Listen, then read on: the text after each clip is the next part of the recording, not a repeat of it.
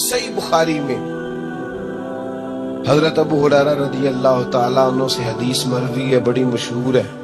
نبی پاک علیہ السلام نے خود ایک قصہ بیان فرمایا بنی اسرائیل کا۔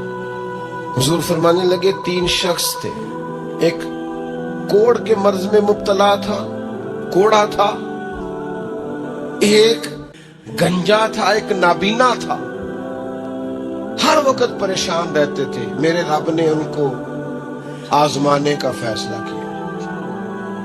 دیکھو اللہ کے آزمانے کا طریقہ کیا ہے۔ ایک فرشتہ انسانی شکل میں آیا، سب سے پہلے جس کو کوڑ کا مرض تھا اس کے پاس آیا۔ حضور سید عالم صلی اللہ تعالی علیہ وسلم بیان فرماتے، اس نے آ کے اس سے کہا کیا چاہتے ہو؟ اس نے کہا یار مجھے کوڑ کا مرض ہے، لوگ مجھ سے نفرت کرتے ہیں، گھن کرتے ہیں، کاش میری کھال ٹھیک ہو جائے، جلد ٹھیک ہو جائے، بیماری چلی جائے۔ تو فرشتے نے ہاتھ پھیرا، اللہ نے شفا عطا کر دی۔ شفا کس نے دی؟ ہاتھ کس نے پھیرا؟ کوئی عرض نہیں، اگر کسی وقت کوئی بزرگ دم کر دے، ہاتھ پھیر دے تو شفا اللہ ہی دیتا ہے۔ بخاری میں موجود ہے، جو روایت عرض کرنا۔ فرشتے نے ہاتھ پھیرا، اللہ نے۔ اب فرشتہ اس سے پوچھتا ہے پسند کیا ہے؟ مال کون سا پسند ہے؟ کہنے لگا اونٹ بڑے پسند ہے۔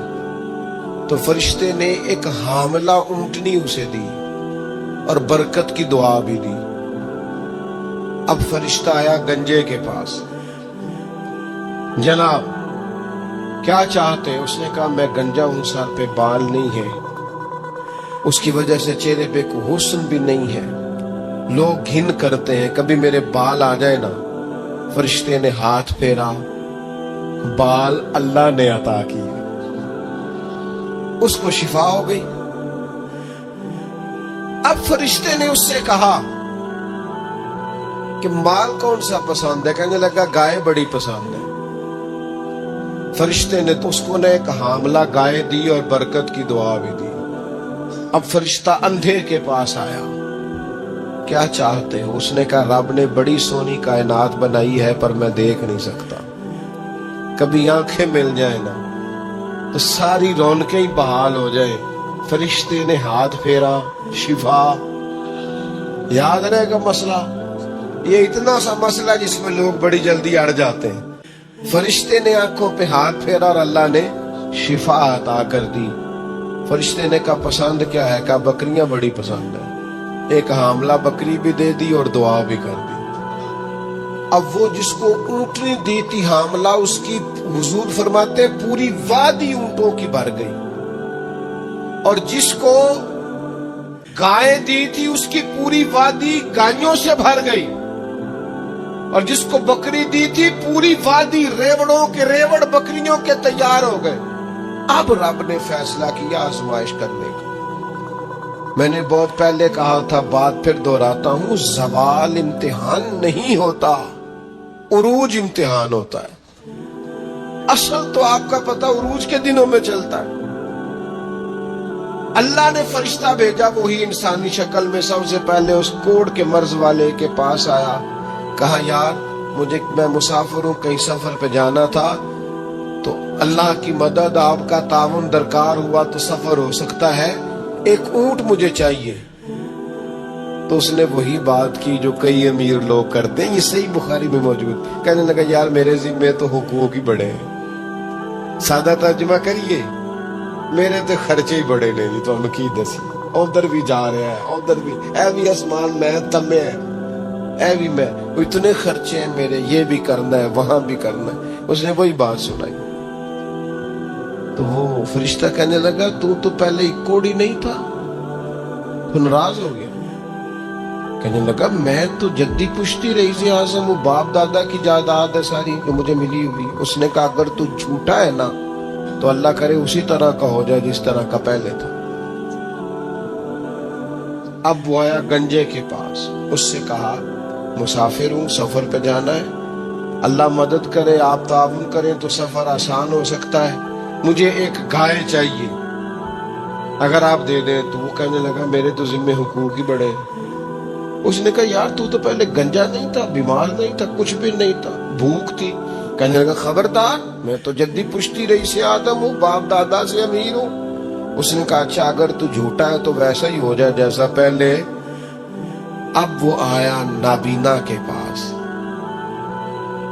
اس نے آ کے کہا مسافر ہوں، سفر پہ جانا ہے، اللہ مدد کرے، آپ تعاون کریں تو سفر آسان ہوگا، مجھے ایک بکری چاہیے اللہ کے نام پر۔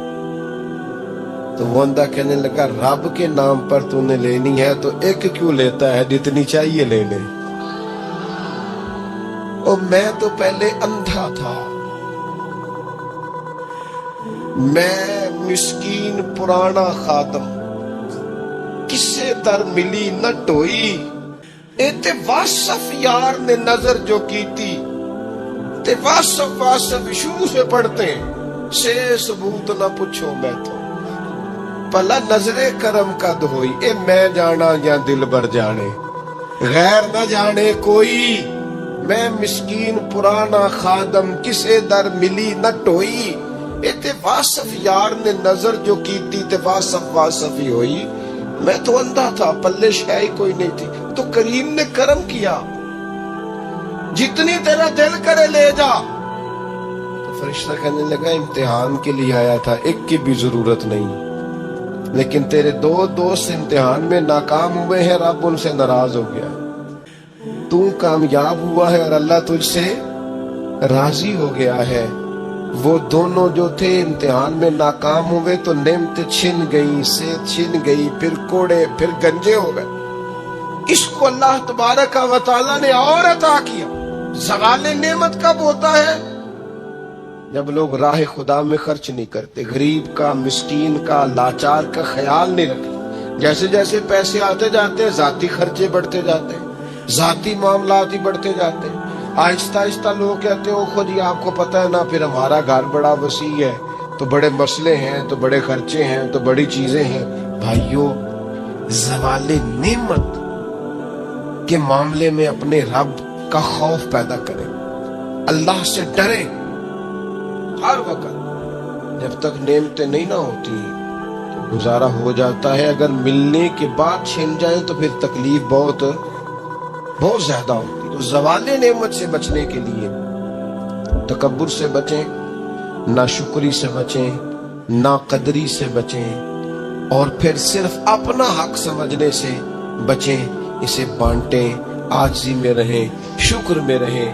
آپ محسوس کریں گے کہ لئن شکرتم لازیدنکم، اگر شکر ادا کرو گے تو میں نعمتوں میں اضافہ کر دوں گا، نعمتیں محفوظ بھی ہو جائیں گی، ان میں اضافہ بھی ہوگا۔ ہر وقت نبی کریم شکر ادا کرتے، ہر وقت صحابہ اور اہل بیت مقام شکر پر فائز رہتے۔ یہ مقام شکر انسان کو زوال نعمت سے بچاتا ہے۔ اپنے آپ پر غور کریں، اگر کوئی بھی نعمت موجود ہے، وہ اولاد کی صورت میں ہے، وہ صحت کی صورت میں ہے، وہ بہن بھائی، ماں باپ، دوست احباب، بیوی بچوں کی صورت میں، جو بھی انعام اللہ کے موجود ہے، اس میں کبھی تکبر کا شکار نہ ہو، خود پسندی کا شکار نہ ہو، کبھی کوئی ایسا کام نہ کریں جس سے اللہ تعالیٰ کی ناراضگی کا موجب بنے۔ ایک خاتون ہے، بڑی نیک، تاریخ میں گزری ہیں، تو وہ کہتی ہیں کہ میں ایک جگہ بیاہی گئی، میری پہلی شادی ہوئی ایک جگہ پہ، تو دروازے پہ کوئی بھیک مانگنے والا آیا اور اس کی حالت بڑی خستہ تھی، تو میرے شوہر نے نا اسے ڈانٹ دیا۔ میں نے اپنے شوہر سے کہا اللہ کا ہم پر فضل ہے اور اس کی حالت بڑی پتلی ہے، لگتا ہے کئی دنوں سے روٹی نہیں کھائی، تو 4 پیسے دے دے تو حرج کیا ہے؟ کہنے لگا قتل نہیں، میں نے منع کر دیا تو ختم ہو گئی بات۔ تو بی بی کہتی ہے میرے پاس اپنے ذاتی پیسے بھی پڑے ہوئے تھے جو میکے کی طرف سے مجھے ملے تھے، تو ذرا میرا خامد سائڈ پہ ہوا تو میں نے نظر بچا کے نا اس فقیر کو 4 پیسے دے دیے، چونکہ زیادہ ہی اس کی حالت بگڑی ہوئی تھی۔ تو کہتی میں پیچھے پلٹی تو شوہر پیچھے کھڑا تھا، اس جرم میں کہ میں نے ایک فقیر کو بغیر اجازت پیسے دیے، اس نے مجھے طلاق دے دی۔ کہتی ہیں بڑی تکلیف میں تھی اور اپنے دل میں سوچتی تھی مالک میں نے تو تیرا بندہ جان کے اس کی مدد کی ہے اور مجھے یہ سزا ملی ہے۔ فرماتی ہیں عدت گزر گئی، میرا والد پریشان تھا، پھر ایک رشتہ آیا، میرا نکاح ہو گیا، لیکن اللہ نے مجھے اتنا اچھا شوہر دیا، اتنا نیک شوہر دیا، اتنا کمال آدمی۔ فَإِنَّ مَعَ الْعُسْرِ يُسْرًا إِنَّ مَعَ الْعُسْرِ يُسْرًا، مشکل کے بعد اللہ آسانی دیتا ہے۔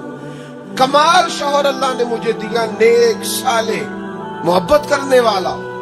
फरमाती है उसी तरह मैं एक दिन अपने शौहर के साथ बैठी थी, दरवाजे पे दस्तक हुई तो मैं शौक में उठी, अपने शौहर से कहा मैं दे के आऊं फकीर को? कहने लगा जितना मर्जी दे दो।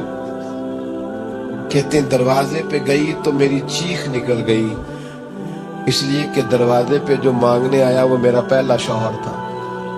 बेपरवाही वेख सज्जन दी जिथे किसे दी पेश न जावे, उन्हें माला वाले दर दर रोले ते मंगते तख्त बिठावे। ओए सजना किसे नु कारा मिलदा ही, कोई काबे ओ खाली आवे। वो मेरा पहला शौहर दरवाजे इतने वो भी तड़प गया। कल तक तकब्बुर था, गुरूर था कि हम मालदार है, हम किसी गरीब को क्या दे। आज ये हाल है कि वो खुद दरवाजा दरवाजा भीख मांग रहा था।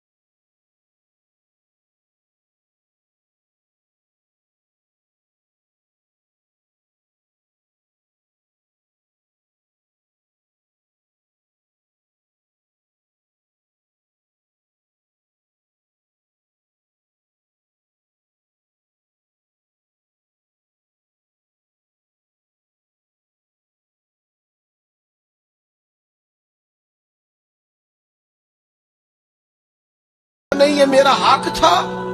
हक नहीं था भाई, खुदा ने अपने फजल से अता किया। अच्छा फिर कुछ बंदे भूल ही जाते हैं, गांव से आकर पढ़ने वाले भूल ही गए कि किसकी माँ ने कितना जेवर बेचा था। वो जद्दी पुश्ती अमीर बन जाता। वो कहते हो नहीं जी अल्लाह दा फजल है जी, दादा जी दी भी बड़ी गल सी। भाई दादा जी दी गल सिर्फ जमीन नाल हुंदी है?